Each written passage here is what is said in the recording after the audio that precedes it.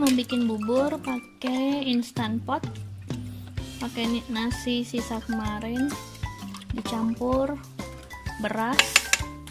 Kalau untuk bubur di sini pakai beras yang broken rice aja, Yasmin broken rice, berasnya lebih murah atau buat dihancurin juga.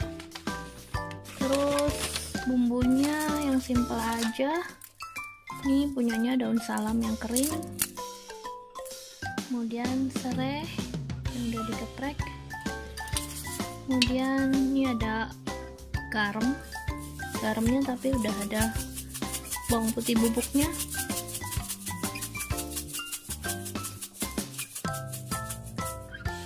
garamnya sekitar setengah sendok makan. Kemudian kita masak dengan instant pot, cepat matang deh. Ini kita pakai mode bubur sekitar 30 menit.